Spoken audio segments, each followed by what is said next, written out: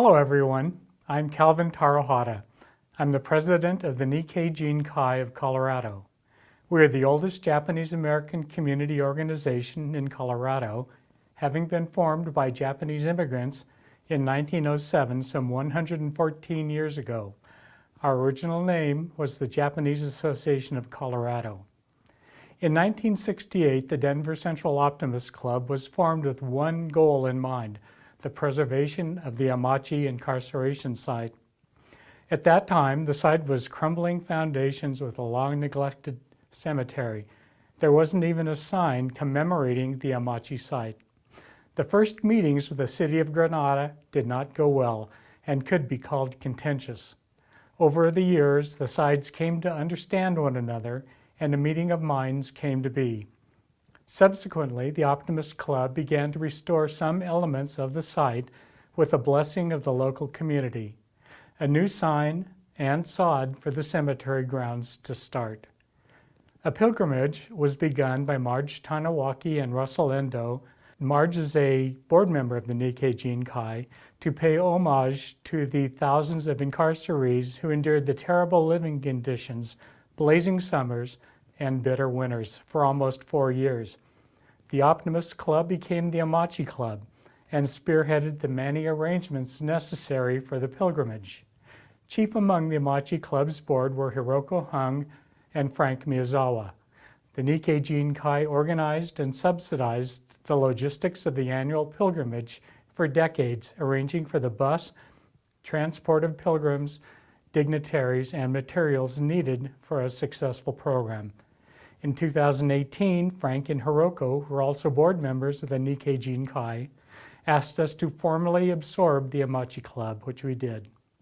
Due to the pandemic, the annual pilgrimage was canceled in 2020 for the first time in over 40 years. Early in 2021, we were forced to recognize that we will not be able to hold an in-person pilgrimage for a second straight year. After consideration, we decided to recreate the programs as a virtual pilgrimage, and funding was approved. I hope you find our program entertaining and informative. Recently, there has been bipartisan legislative action to designate Amache as a National Historic Site, H.R. 2497 and Senate Bill 1284. The House bill was introduced by Representatives Ken Buck and Joe Neguse, and the Senate bill by Senators Michael Bennet and John Hickenlooper. We're proud to have video messages from sponsors of the bills. Hi, everyone. My name is Joe Neguse, and I have the honor and the privilege of representing Colorado's 2nd Congressional District in the United States Congress. And I'm so grateful for the opportunity to join you for today's event. The unjustifiable internment of Japanese Americans is no doubt one of the darkest scars in our country's history. It is also a deeply personal history for Colorado. There are many stories from the Amachi incarceration site in southeast Colorado, and it is critical that those stories are shared for future generations to learn about Amachi's history and to provide healing and reconciliation for the many descendants who lived through this moment in our nation's history. I'm proud to have introduced the Amachi National Historic Site Act alongside my colleague, Congressman Ken Buck. The landscapes, cultural places, and stories that we choose to protect reflect our values as a nation, and the story of Amachi is such an important one. As the chairman of the National Forests, Parks, and Public Lands Subcommittee, my subcommittee was able to hold an important hearing on this bill just recently. We heard a powerful and moving testimony from Bob Fuchigami, a constituent of mine from Evergreen, Colorado, a Navy veteran who was one of the over 7,000 unjustly detained in Amachi.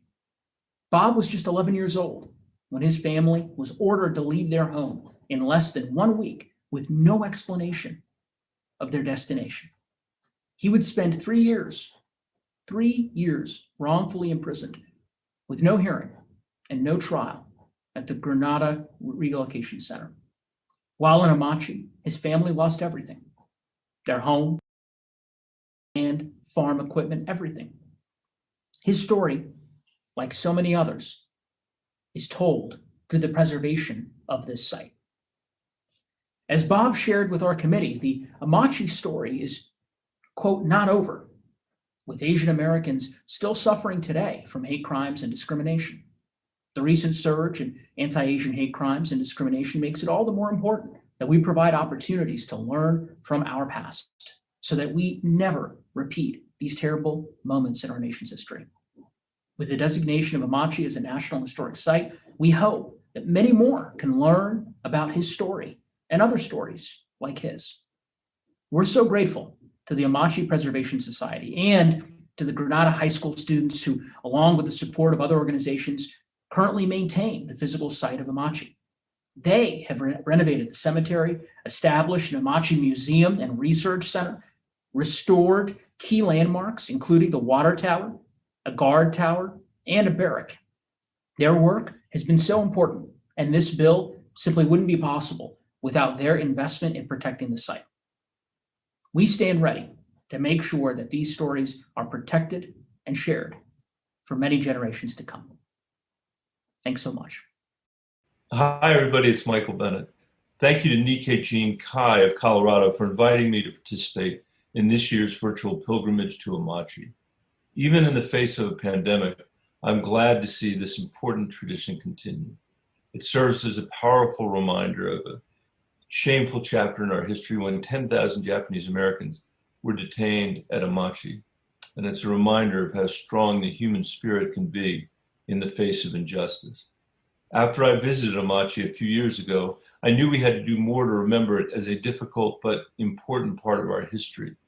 I've come to think about America's history as a battle between human beings' highest ideals and our worst impulses. And there's never been a guarantee that our highest ideals would prevail, as the internment of Japanese Americans during World War II demonstrates.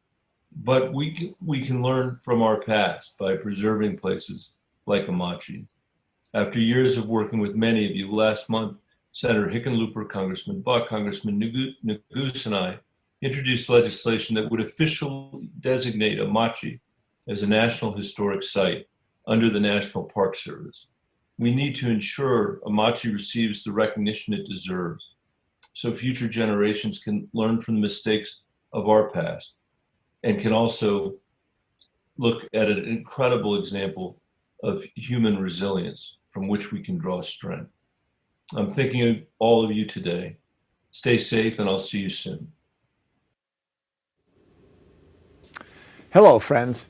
It's a privilege to be with you today to honor the Amache pilgrimage and to thank you for your dedication and commitment to this legacy. It feels like just yesterday that I read the proclamation honoring the National Historic Landmark anniversary when I was governor. I had the great privilege of visiting Amache when I was governor. The story of the 7,500 individuals who were tragically forced from their homes and the living history of the place itself tells a powerful story of Amache, which still resonates today.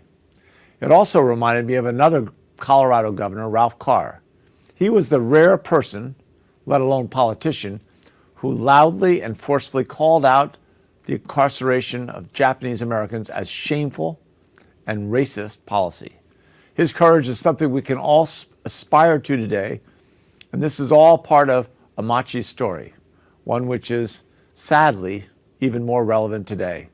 We've seen a record spike in hate crimes against Asian Americans, and once again, we are called to speak out to protect our friends, neighbors, and fellow Americans from the horrific consequences of racism.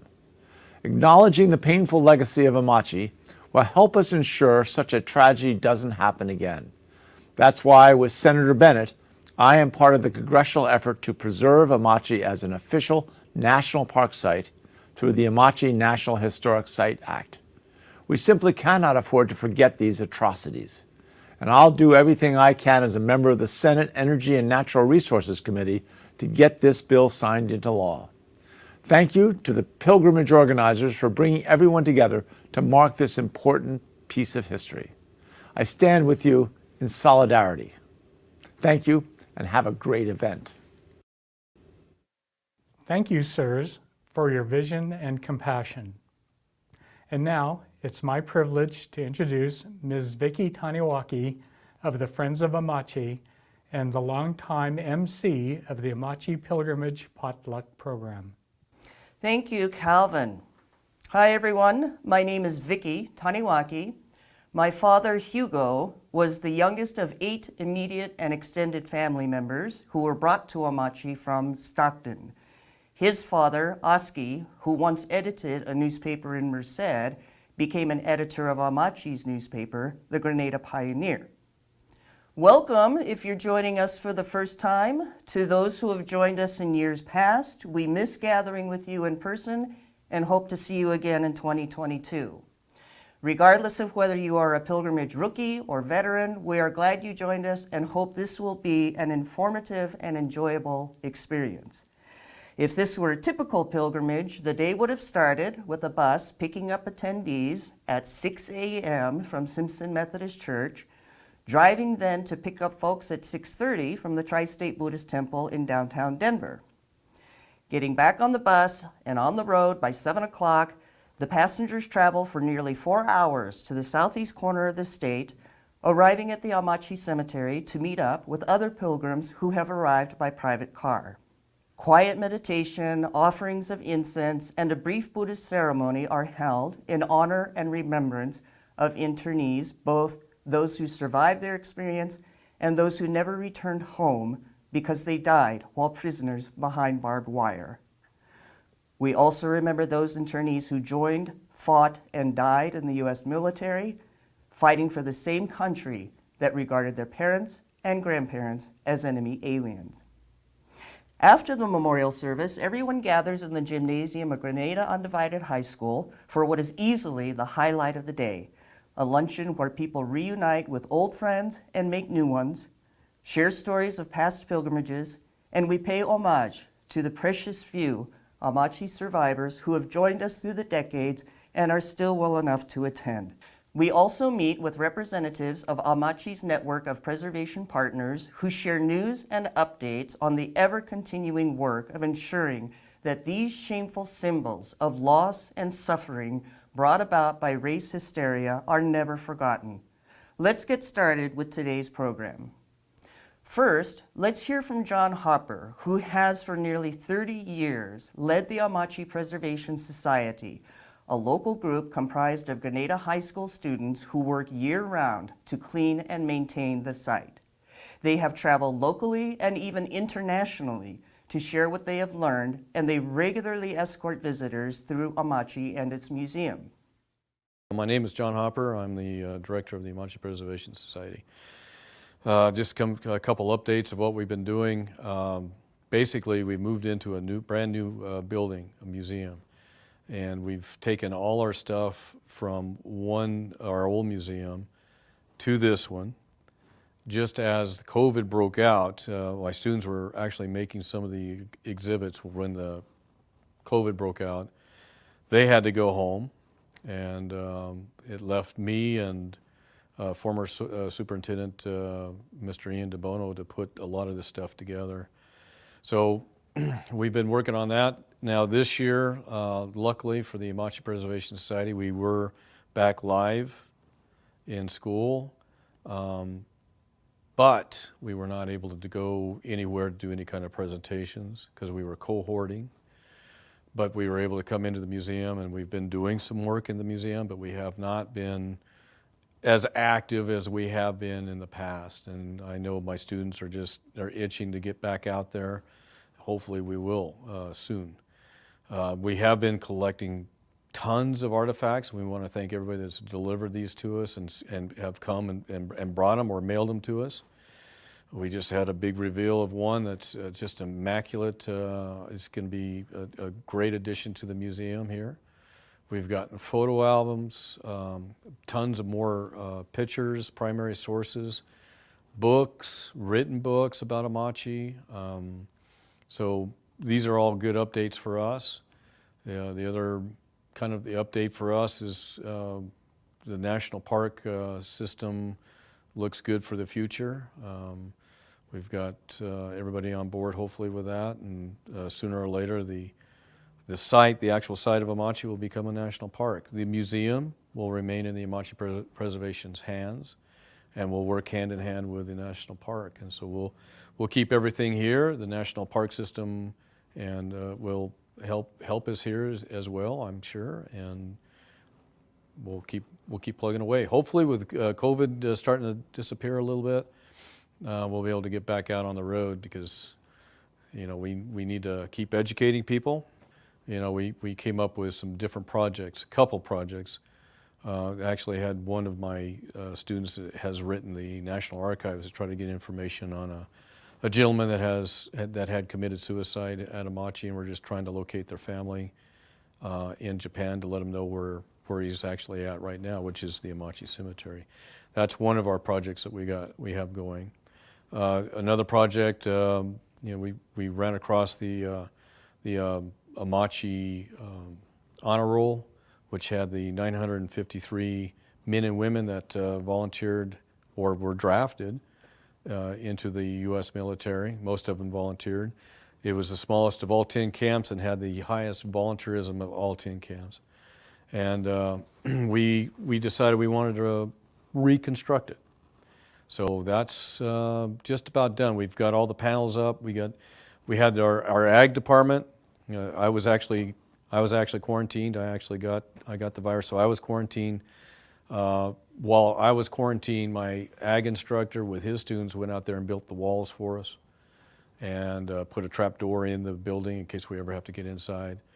And then as soon as I came off the day I came off of quarantine, went out there and put the roof together on it and shingled it.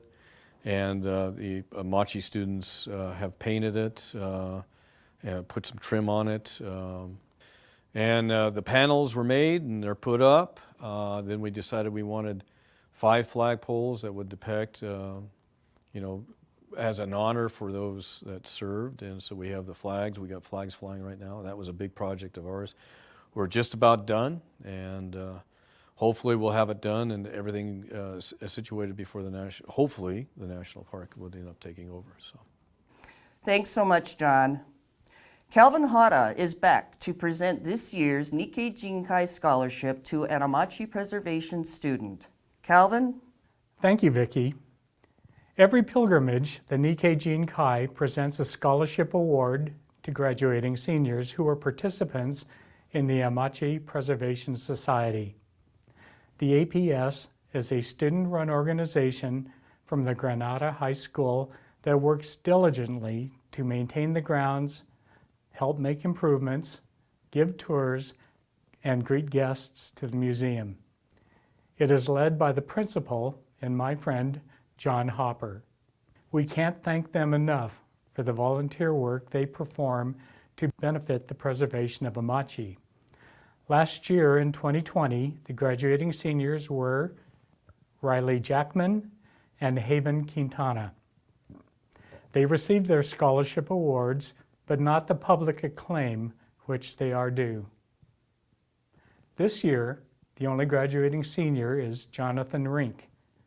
Jonathan, it is my privilege to offer you this scholarship award for your outstanding service.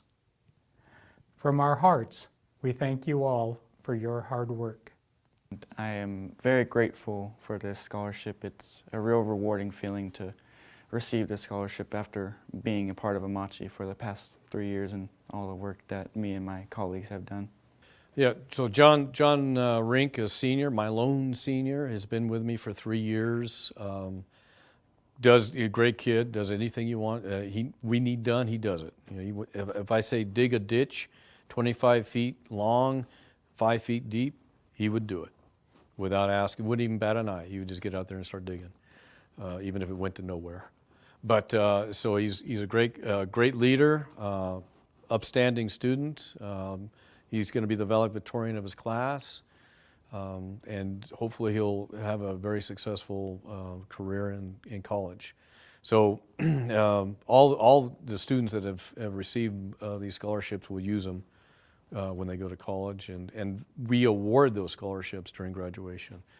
Many congratulations to you, Jonathan, and thank you for all of the hard work and dedication you have put into preserving Amache.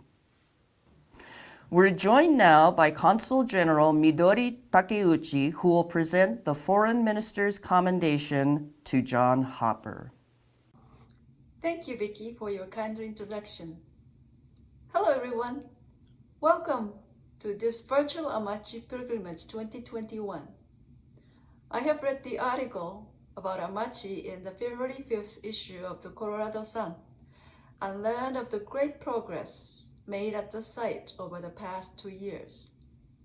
We too are closely watching the process as Amachi ascends to become part of the national park system, as so many hope for. During the pilgrimage, our hearts and thoughts are with those who are interned there, reflecting their suffering and dedication to the United States. We renew our determination to remember the past and never repeat that history, but rather create a society in which all people are treated equally, regardless of race, religion, or background. Thank you, everyone, who are joining to the pilgrimage this year. On this occasion, I'm pleased to announce that Mr. John Hopper, the principal of Granada High School, who has contributed greatly in advocating for the preservation of Amachi and its historical significance, was awarded the Foreign Minister's Commendation Award in July 2019. Our intention was to hold a formal award ceremony during last year's pilgrimage, but that opportunity was lost. But I'm happy to share this news with you. Congratulations, Mr. Hopper. You have exemplified how an individual can make so much difference in the community and for this site. We are forever grateful for your dedication. Here is the award. Thank you, Mr. Hopper, and congratulations. Okay, I deeply want to thank the Consul General for awarding me the Foreign Minister's Commendation for the work that we have done with Japan and the friendships that we have between my students and the Amache Preservation Society and Japan. I thank you very much from the bottom of my heart. Congratulations, John, for a well-deserved commendation. Dr. Bonnie Clark joins us now to share what her students learned during the 2020 DU Field School at the Amachi site. Hello, this is Bonnie Clark from the University of Denver. Thank you so much for including us in the virtual pilgrimage this year. It's been my pleasure personally to attend the pilgrimages since 2006, which was when we first started doing community consultations to support the collaborative University of Denver research project at Amachi, which is dedicated to preserving, interpreting, and researching the tangible remains of Amachi, both on site through archaeology and also in the Amachi Museum in Grenada. And so this year is a little different, but still I wanted to give you some updates on what we've been doing and allow you some information about how to be involved in our work.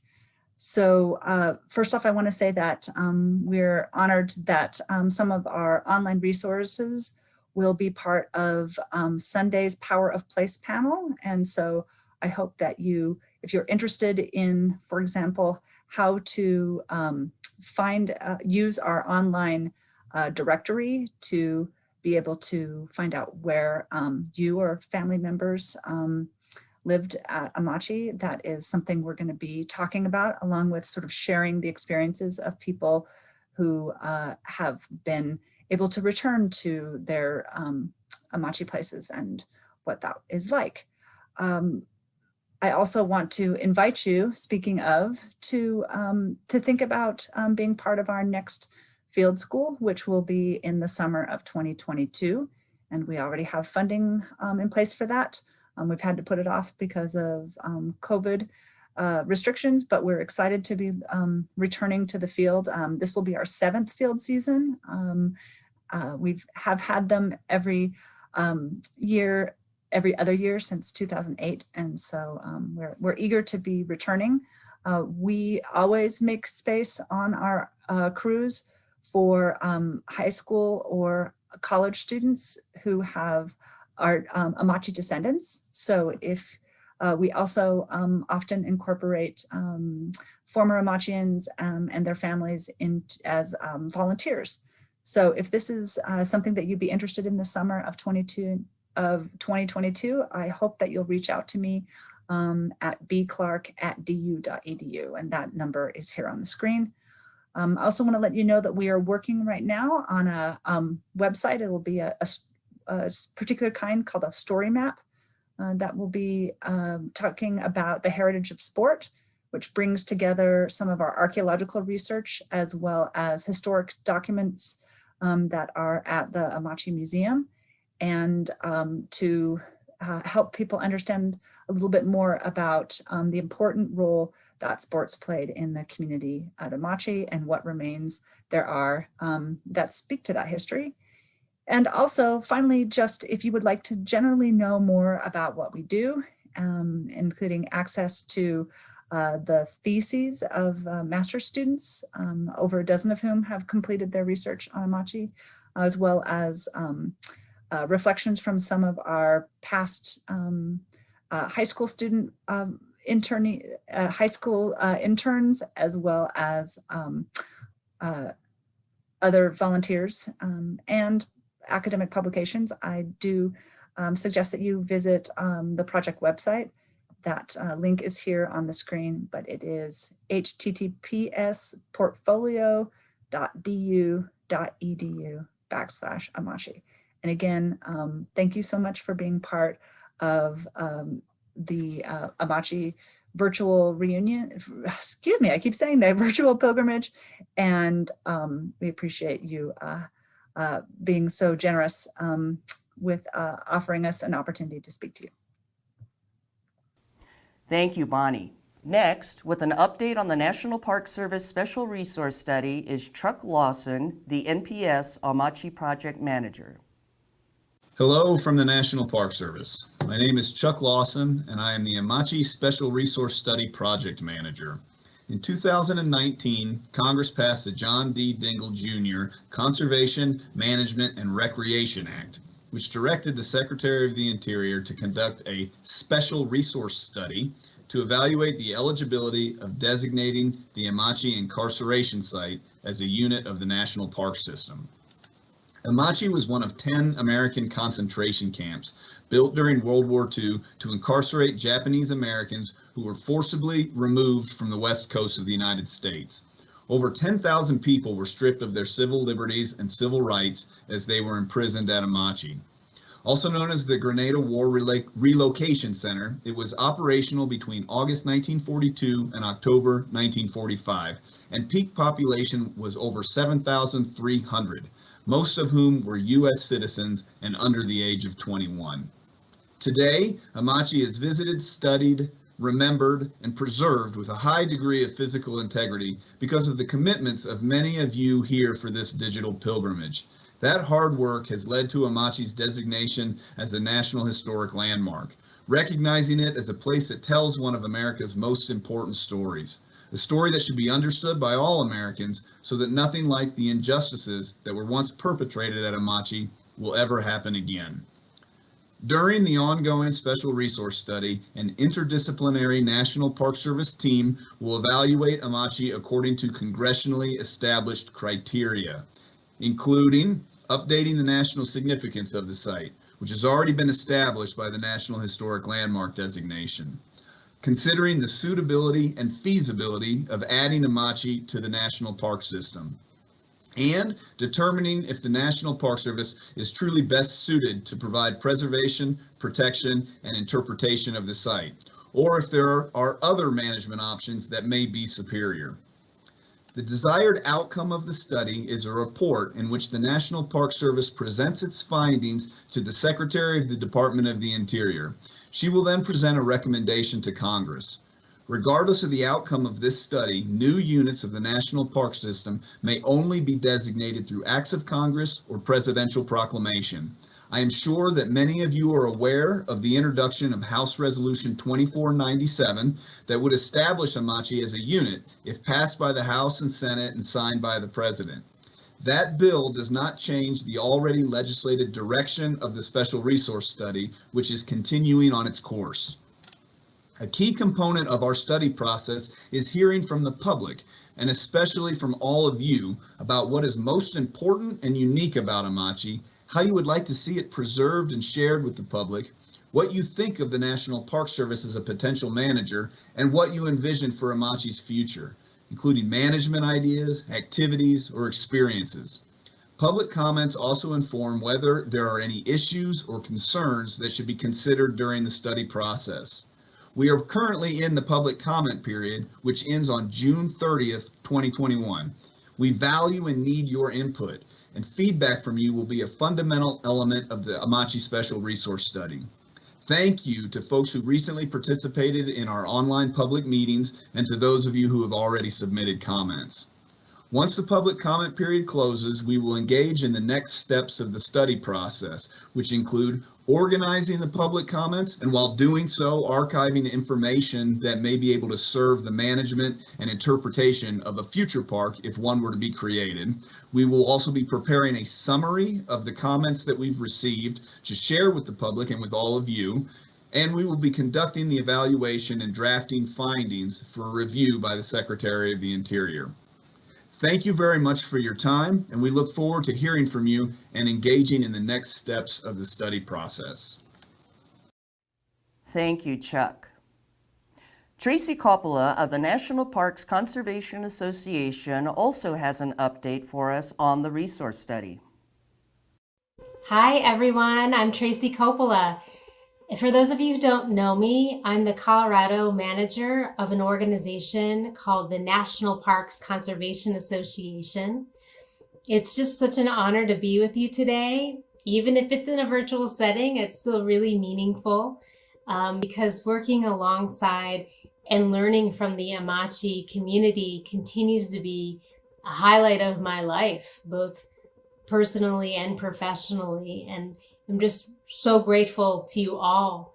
Over the past couple of years, I've had the opportunity to connect and to meet with several of you, and it's just been a really rewarding experience and continues to this day. So I'm so grateful. I'm here because I believe in the power of people. I'm here also because I believe in the power of place. And I really believe that the National Park Service is America's storyteller. It's our largest classroom. It's where we go to understand and interpret not only our past, but also our lives today. It's where we can learn from and celebrate the power of place, and where we can heal, where we can see ourselves. And that's why I really believe, I strongly believe that Amache needs to be designated as a national park to help fully represent our nation's story and the unique and complex stories of the Amache survivors and the descendants and the multi-generational trauma, perseverance, and courage in the face of racism and hardship. And I am so inspired by the progress that we're making. And I just want to share a couple of quick updates about two key processes that are happening. And one is happening at the National Park Service agency level, and the other is happening at the congressional legislative level. So both of these processes are separate, but they both complement each other, and they're both really important for Amache's future. So first, we've got the National Park Service that's conducting a special resource study. And that is a pretty in-depth process to evaluate specific factors to determine whether or not to recommend Amache as a new national park. And this process is currently underway. If you haven't already, I really encourage you to submit public comment. The deadline is June 30th, and the Park Service really does want to hear, especially from Amache stakeholders. You have a very important voice in this. And at the conclusion of the study, the National Park Service will submit its findings to Congress, which will ultimately have the final say. Now that brings us to Congress. The second process that is going on is congressional legislation. We have a bill in both the U.S. House and the Senate that is complementing the National Park Service study process. Colorado Congressman Joe Neguse, who's a Democrat, and Congressman Ken Buck, who's a Republican, have introduced the bipartisan Amache National Historic Site Act. The bill number is H.R. 2497. And Colorado Senators Michael Bennet and John Hickenlooper have introduced a Senate companion bill. It's an identical bill in the Senate, and the number is Senate Bill number 1284. We are hopeful, we hope that Congress can pass this important bill by February 2022 to mark the 80th anniversary of Executive Order 9066. If the legislation passes, the National Park Service will have the authority to work with the town of Grenada and with the Japanese American stakeholders and local groups like the Amache Preservation Society and other partners to develop a long-term management plan for the site itself. And right now, we don't really know which process will be completed first, the study or the bill, but we do know we're really lucky to have both processes running and that we have the support of so many organizations and individuals at the local, state, and national level, including county commissioners, the veterans and civil rights organizations, the Colorado governor, and so many other outstanding partners. So it's really inspiring, and it's truly all because of your years of work. Now, recently, Mr. Bob Fuchigami testified. He provided powerful testimony in the House of Representatives in support of the bill. If you haven't already heard Bob, I'd really recommend you to watch his testimony on the House Natural Resources Committee website. Now, while we're seeing progress, we really need to continue to ensure that this is a national and bipartisan effort that's supported by everyone. Please urge your member of Congress and your U.S. senators, both Republican and Democrat, to support the Amache bills. Make sure that both Congress and the National Park Service know how unique and special the story of Amache is and how much you want to see it protected for future generations to come. And please don't ever hesitate to reach out to me. The Amache story is not directly mine, but I strongly believe that protecting it benefits us all. And I stand with you in solidarity. And thank you, Tracy. Our final guest is Kirsten Leong, who brings us an update from the Amache Historical Society 2. Hello, everyone. My name's Kirsten Leong, and I'm a member of Amache Historical Society 2. I'm a Yonsei, or fourth-generation descendant of the Samashimas and Omoris, who were at Amache in blocks 11K and 10E. And I first visited Amache in 2012 as part of the University of Denver's Amache Field School. And then in 2015, I attended an Amache reunion, which was held in Las Vegas. And the reunions first started as a high school reunion for people who graduated together when they were imprisoned at Amache. And they were organized by the original Amache Historical Society, headed up by Min Tonai and Irene Furuya. Sadly, Irene is no longer with us. But in 2015, Min and Irene announced that they would be stepping down with the organizing, and they put out a call for the younger generations to help keep the memory of Amache alive. And so Frances Fumi Palmer, who is a Sansei, third generation Amachian, who was a young child at Amache, she stepped forward and she organized a group of us who were scattered from Seattle to Colorado to California to come together and start Amache Historical Society 2. And our first meeting was held over Skype. This was back in the day when Skype was pretty new technology and pretty amazing to us. But we managed to make it work. And we've now come together. We have our 4 main mission areas, which are to preserve the Amachi site, educate about Amachi's history and legacy, communicate via the amachi.org website, and then help support John Hopper and the Grenada High School students to maintain the on-the-ground site and museum. Much of what we've done up until this point has really been, these remote kinds of things we can do remotely, like the newsletter and the website. But we've recently gotten a lot more involved with all the activities going on, really heavily involved with helping to make sure that the Park Service has adequate opportunities for public comment to those the special resource study, and making sure that our community knows what kinds of comments would be most helpful to the Park Service to help determine whether Amachi meets the criteria to become a new National Park Service site. And then also helping to move the new bills, the Amachi Historic Site Act, through the House and the Senate, assuming that Amachi meets the criteria for a new site, to make sure that it does get designated as a site. And then, of course, we've been a large part of the virtual pilgrimage planning committee as well. So coming up, we have a couple things on the horizon to help out with some new grants that were just received. One that Sonoma State University received through the National Endowment of the Humanities to update the interpretive plan for Amachi. And then also Colorado Preservation Inc. just recently received a grant from the Park Service through the Japanese American Confinement Sites Program to create a new film and curriculum to show at the Amachi Museum, and also to travel to schools. So we'll be helping out with those as well. So there's a lot going on all of a sudden. We've really so far been a really loose organization of volunteers, but now with all this additional activity, we are looking into becoming a formal nonprofit. And we would love any assistance if any of you are interested in getting involved in any of these activities, as well as future virtual or hopefully in the future.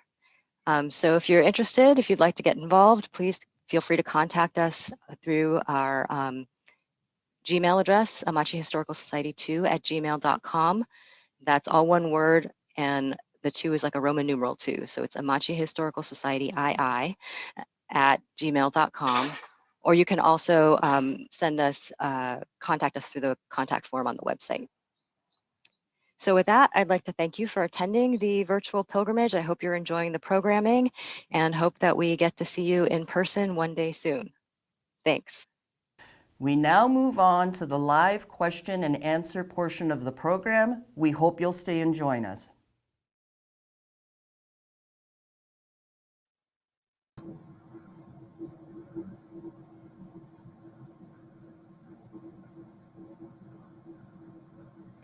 Try this again. I'm not entirely certain how this segment is going to go, but for those of you who are still with us, I want to introduce 3 panelists who are joining us. We were going to have there he is, John. Yay! John Hopper, who anybody who's been around Amachi knows is sort of the be-all, do-all, end-all out on the site. John, thanks for being here today. And you're being introduced in no particular order. So Dr. Bonnie Clark, who's with the University of Denver Amachi Project. She has been conducting on-site field schools. I believe you said this was your 7th season. That's hard to believe. I'm sure you're finding it a little hard to believe too. Dan Sakura of Sakura Conservation Strategies is joining us on behalf of Tracy Coppola, who you heard from a little bit earlier, and Kirsten Leong, who's joining us from the state of Hawaii. I'm hoping that it's a little more temperate there for you than it is for us here in Colorado. So I don't know exactly how we want to start this off, except to say that we had a couple of questions as far as the resource study itself is concerned. And if you, Dan, want to address that real briefly, and maybe tell us what the differences might be between the processes for the resource study versus the legislation, if the legislation, once it's passed, does it immediately go to National Park Service management? Can you speak to us about that? Sure. Well, thank you for this terrific opportunity to join the Amache team. My family was in, my dad and my grandparents and my extended family was in Minidoka in Idaho. So I'm really fortunate to be here. Thank you. So in terms of the relationship between the study and the legislation, normally it's a sequential process. So normally the study gets done, is transmitted to Congress, and then it is a congressional process. We're fortunate, though, however, to have bipartisan support for a concurrent process whereby the study is proceeding concurrently with the legislation. I would like to thank the National Park Service for doing a really phenomenal job soliciting public comment in a difficult environment, moving the special resource study forward, the process. In terms of the legislation, we have a panel coming up in in a little over an hour. We're fortunate to have Mike Honda, and we're planning to do a deeper dive on the legislative front. But basically, our focus is trying to pass the legislation. The legislation authorizes the Park Service to work with the town of Grenada on the property side. In the event that the National Park Service acquires the property, there would then be a national park unit, and that would trigger the general management planning process. The legislation authorizes the Park Service to do a general management plan, and that general management plan would address a lot of the very details about the management of the site, things like the interpretation and that sort of thing. So I hope that's helpful in terms of the relationship between the two things. I would add that the deadline for public comment on the special resource study is June 30. One of the key elements that the Park Service is considering is what's called suitability for management, which is basically why is Amache unique? So if folks have, the more I learn about the Amache, the more compelling the story is. I just recently learned about a really remarkable set of landscape architects associated with Amache. Obviously, that's a really unique factor that not some of the other camps don't have that. So for those of you that have yet to comment, I'd encourage you to just provide whatever unique story in support of the study. So, and anyway, I hope that's helpful. Happy to answer any more questions, or if folks want a deeper dive on the legislation, please join us for the breakout session afterwards.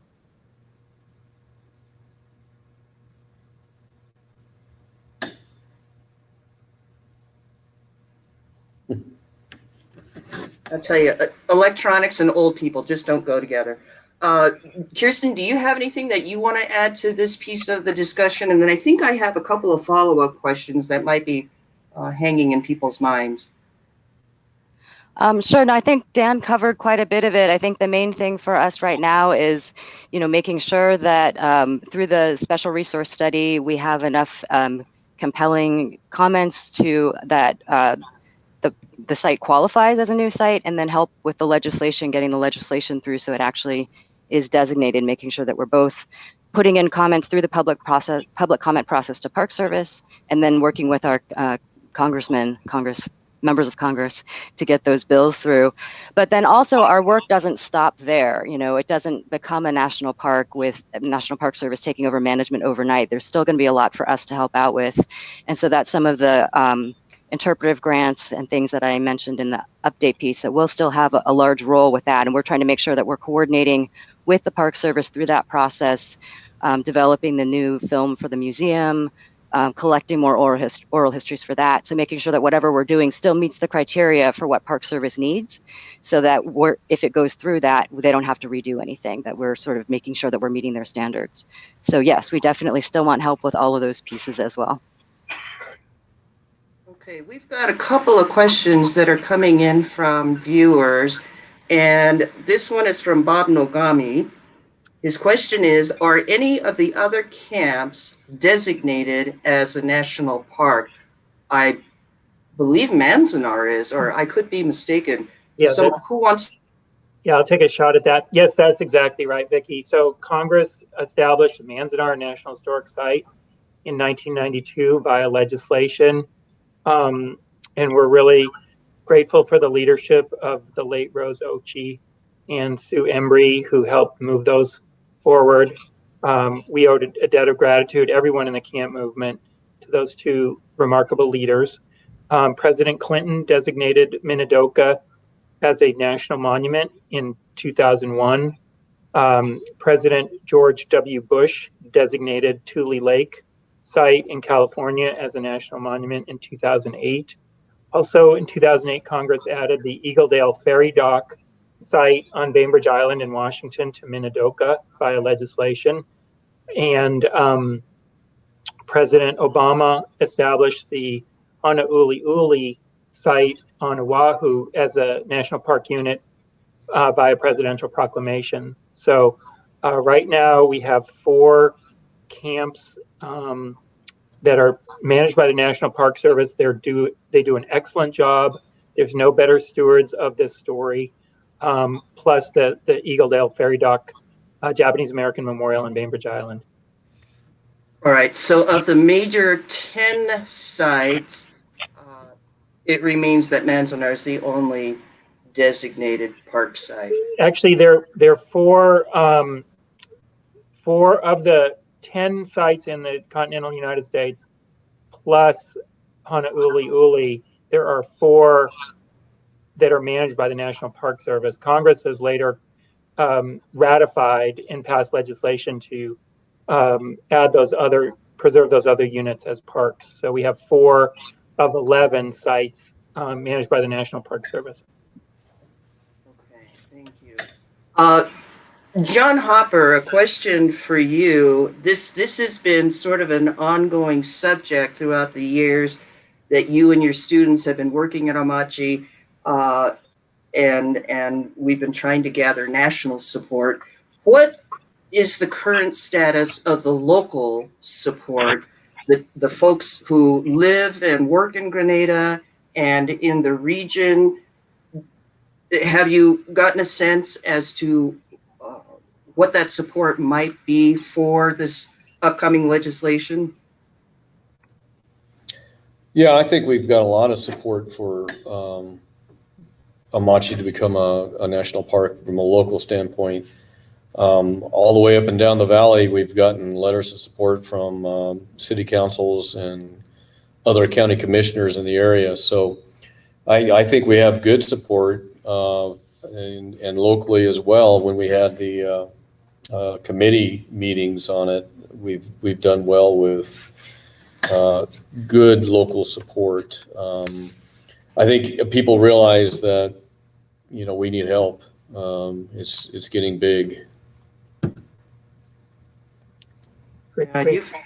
You've put a lot of time and sweat into preserving that project. Let's move to a different area. I'm sorry, Vicki, could I just add, there's a slide I was wondering if we could just pull up. So, John, thank you for explaining that. This slide that you're looking at reflects really terrific work by Tracy Coppola, who has worked with the Japanese American community and local partners to secure official support from a number of the municipal governments, the town of Grenada, as well as the counties, Prowers County, the Colorado Municipal League, which is an umbrella association of all municipal governments in Colorado, surrounding counties, Baca County, the city of La Junta, and the state of Colorado through the leadership of Governor Polis. So this is just a partial list. So there's incredible support, and including bipartisan support in Congress that we've talked about. So, John, thank you so much for all your leadership and in building support locally for this. Okay, I want to move now to how the roles of the primary caretakers of the site might change if this legislation should go through and the management of Amache moves over to the Park Service. So we haven't heard from Bonnie yet. Bonnie, do you want to jump in here? And the specific question would be, how would your role change, if at all, or how do you see it changing if the Park Service were to come aboard and help manage the site? Well, I luckily, there's wonderful Park Service archaeologists and that I've been in conversation with very recently, and also some of the past managers of the sites that are nearest to Amache, which are co-managed. So that's going to be Sand Creek Massacre National Historic Site, as well as Bent's Old Fort. And the Park Service has an unfunded mandate, as there are many unfunded government mandates, to have a 100% archaeological survey of every property that they manage. And they are a far cry from that. And so the work that the DU Amache project has been doing, which is to kind of slowly go through and very systematically do intensive surface analysis to uncover, that evidence of daily life at Amache and the ways that the landscape was transformed. So that work would be welcomed, and we are mostly are funded through the State Historical Fund from History Colorado. And I've been reassured in conversations with them that a shift to park status would not put that funding at risk. And so, and we always have students, one of the main drivers of this is student research, and this excitement around Amache and it being, in the newspapers, and that is only going to create more interest. And so I feel like the momentum behind the project is such that, and that really it's not going to change all that much. I mean, again, this is based on conversations not with current managers, but with other archaeologists. And but certainly, as we I think has been expressed by others, is that the process will be a long time. I mean, even if this legislation were to pass tomorrow, it's going to take, that management plan is going to take years to put into place. And so in the meantime, we will continue to do what we've been doing, which is to go back and, our goal is to complete a survey of every single barracks block at Amache, and then perhaps move in, and also basically all the blocks in the area of the site that was really devoted to the incarcerees, and then start to move out to some of those other areas that are really interesting. But those have been our first priority, and I think for good reason, because we work with so many communities.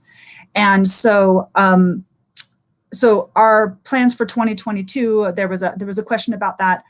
We will again continue to be looking at some of these barracks blocks, and but we will also we have not yet surveyed the site of the high school, and that's a really important location. There's also some extant landscaping there that we'd like to be able to document as well. So we're excited about being able to do that, and then to just continue sort of chipping away at that main part of the site, as well as, again, supporting student theses. So we're hoping that we'll get some, graduate students and undergraduate students who are excited about various elements of research at the camp. Okay, thanks. John, how about that question toward you? How do you anticipate Park Service management changing your scope of duties? This is a very inelegant term, but you and your students have busted it for many, many years, and I would hope that Park Service management would help alleviate that load a bit. Yeah, I hope that would alleviate the load. Otherwise I wouldn't have been spending an hour on the road looking for a cable to fix the mower to continue to mow the cemetery today. And my students were tearing the mower apart as I'm looking for a cable. So It's one's on order, so you got to excuse us, but it's going to be a week before we can remow the cemetery again. But yeah, I'm hoping that you know, you got a lot of structures up there now. My students have been mowing and trimming beside those structures for visitors, to make sure they can see that if there's a snake there or not. And keeping the cemetery green and alive, it's a lot of work. The main kiosk area now, I mean, we created our own work by putting another kiosk, I know that, but we get excited, and we want to continue to see Amachi continue a path of restoration. That's where I think the national park could come in and help. With their expertise, I'm pretty sure that would move on extremely well. As for the other part, you know, we'll manage the museum here, and hopefully we will work hand in hand with the national park. We'll run the museum, and students will bounce back and forth, I'm sure, and we'll continue a good relationship with the national park as it is. Yeah, I think a lot of us are really excited about the prospect of having the Park Service involved, and at the very least for purposes of alleviating your workload, the students' workload, but also to put us more and more on that national map. There's a couple of other questions that have come in, and I'm not entirely sure how much time we've got left, but I'm going to address this question from Mitch Homa to Dr. Clark. Mitch's question is, for the Amachi Project Field School, what site areas will be examined and researched next? If you could just give us a thumbnail sketch of what your plans are for 22. Well, I did actually kind of do a preview on that, but primarily we are going to be headed over to the high school, so that's going to be an important location. And we will also be just doing more of the barracks blocks. Luckily, we now have we have new mapping capabilities, so we can start to do more work. And in the blocks so in most of the blocks at Amachi, it's pretty clear to see where the barracks foundations were. But in some of them, especially as you get down towards the west side of camp, where the ground is a little bit more uneven, those barracks are harder to see. But now we have them on our mapping units, so we actually know, like, when we're standing in front of a barrack as opposed to inside or outside, and then that helps us to be able to understand what we're seeing. And so we will be doing some more of those blocks that earlier we had kind of avoided because it was a little bit harder for us to sort of understand the landscape there. So those are some that we will continue to be doing work on, because, you know, we want to survey everybody's block. So we want to have that information and have that available to you know, people with a personal and family connection to camp.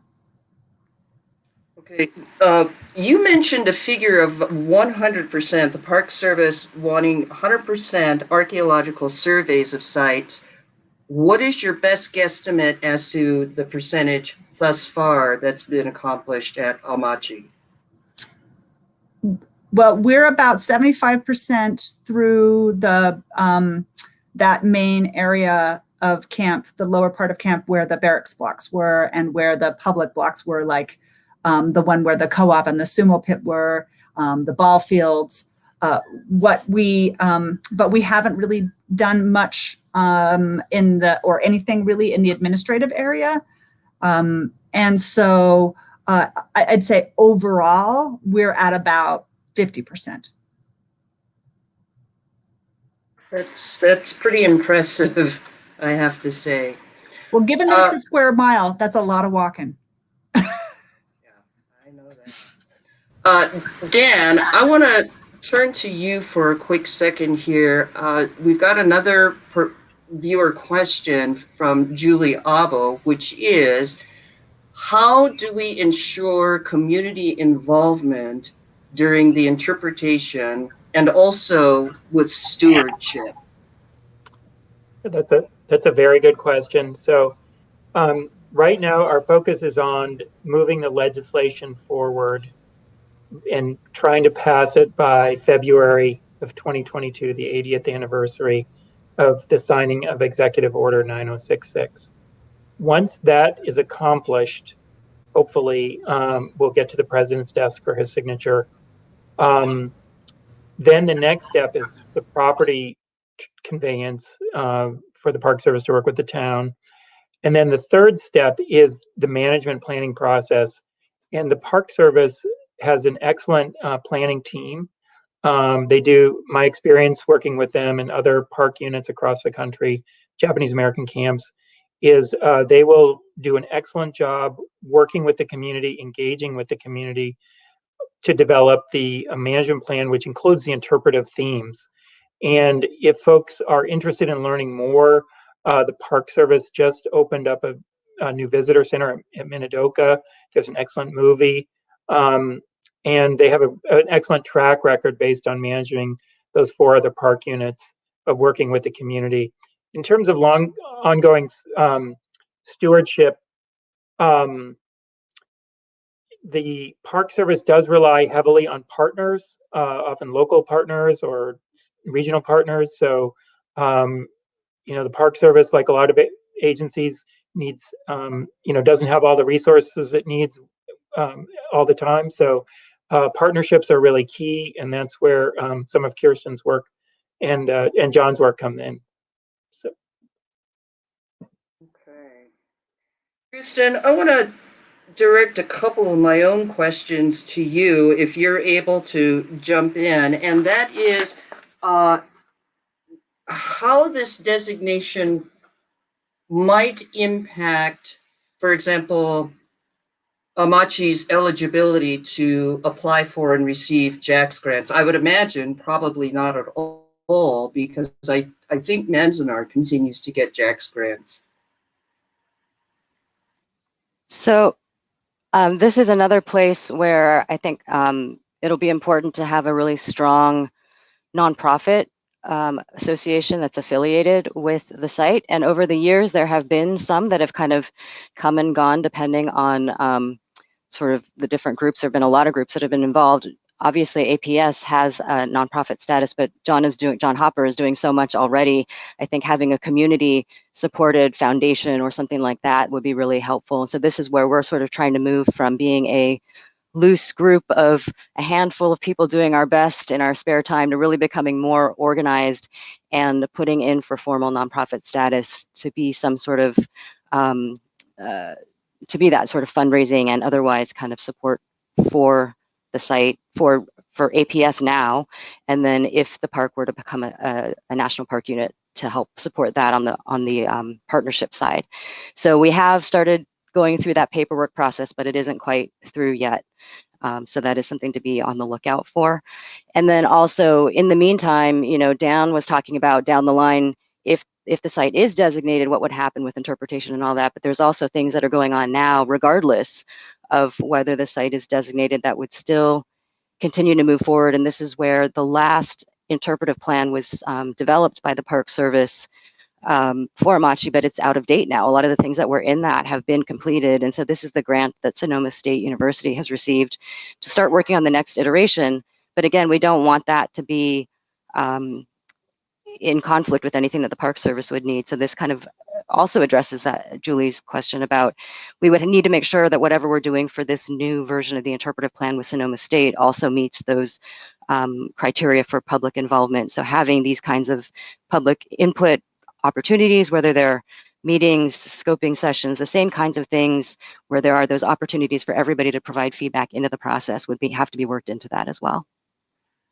Okay, great. And then a couple of other questions that I think people may have thought about, if not specifically for this process, but over the years, which are, if Amache were to become part of the National Park Service network, will that land be forever protected against speculators or federal land sales. We saw what happened with Bears Ears. It was designated, then cut in half.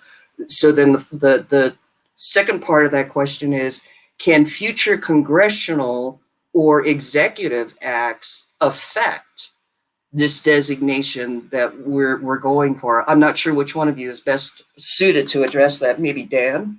Yeah, I'd be happy to take a cut at this. So if Congress passes legislation to authorize the Park Service to acquire the site, and the Park Service does acquire to the site, the Park Service has a statutory responsibility under what's called the Organic Act of the National Park System to manage land unimpaired for future generations.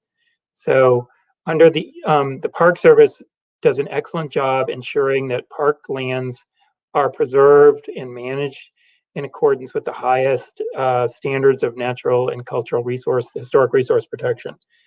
Now,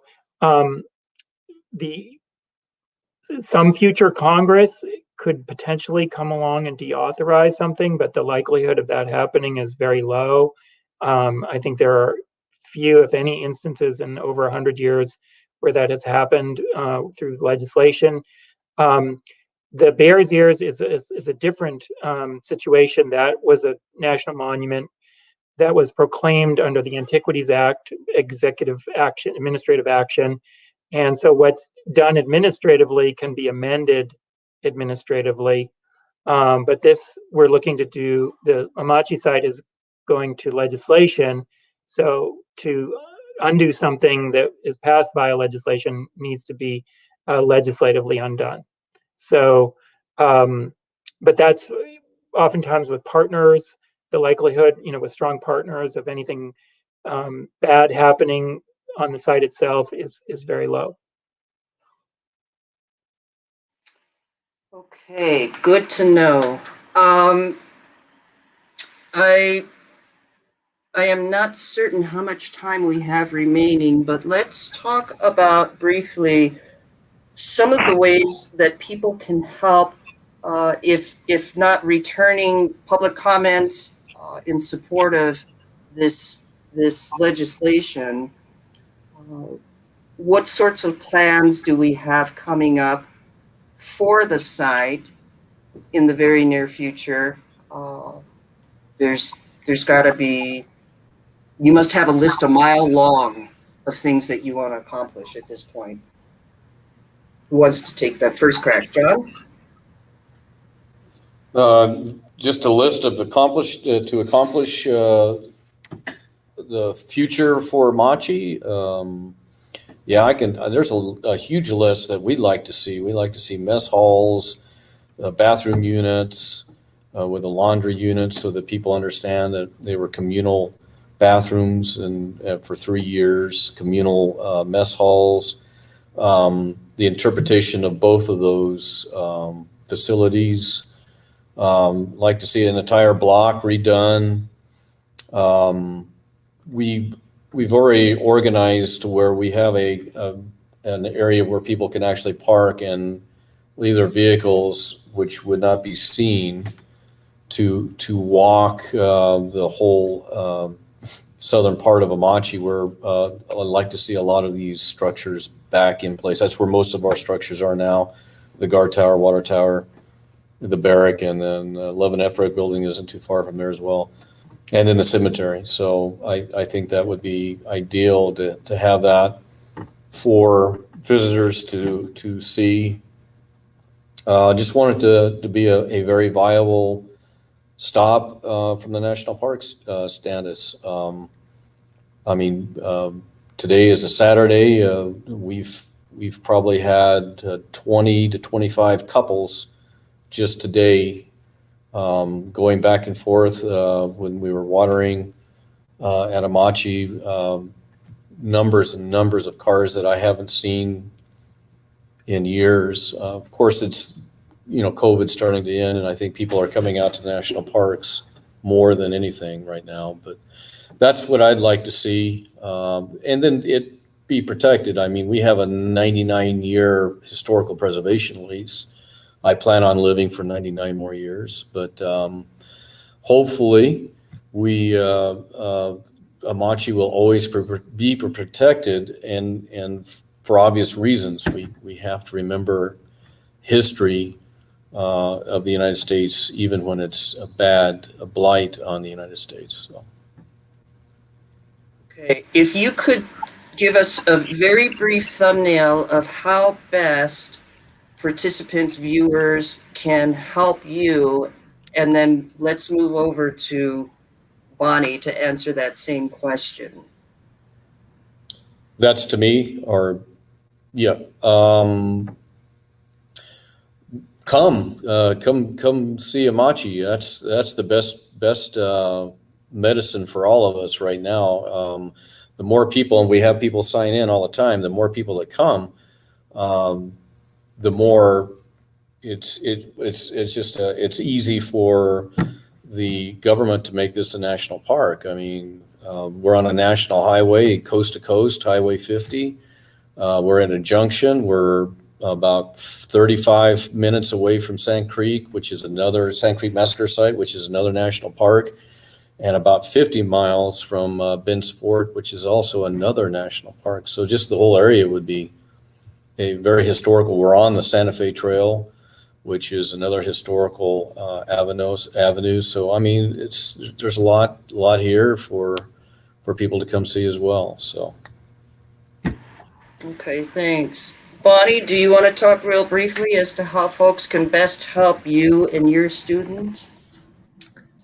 Well, we would love to, first off, every year at our field school, we do incorporate high schoolers who have our descendants. And so if you have if you are an Amachi descendant and will be not quite graduated next summer, we'd love to, and you're interested in learning about being out at Amachi and sort of, walking with the ancestors and learning how archaeologists do their job, and you really engage with the place and with these materials.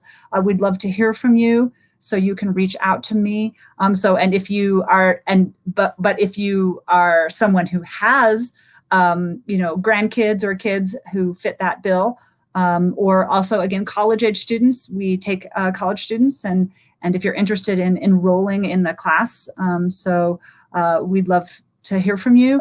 And I think hopefully April's putting my my contact information in the chat there. The other thing is, again, we reserve spots for people with a family or personal connection to camp to come and work with us. So if you, again, would like to experience what it's like to work on an archaeology crew or to help us, we do a lot of work actually so we don't just do archaeology, but in the afternoons, we work with John and his students in the museum, and we help them do exhibits, and people learn how to, properly, label and build boxes for some of the beautiful collections at the museum. So if you're interested in being part of that, reach out to me. And then finally, we do have we have a yearly open house that we do specifically for the Amache community, so that they can, and we will help you get back to your barracks or to other important places on site. They're kind of hard to get to otherwise, although we are going to be talking about kind of learning more about how to do that in the Power of Place session tomorrow. We would love to be able to have you come out and visit us. So we know that volunteering isn't for everyone. And so, but coming at the open house day means that you can see the research that's been done, and you can engage with that place and with other of the Amache community. And at the last open house, we had almost 80 people there. It was a really wonderful event. And so that will be held probably sometime in July of 2022.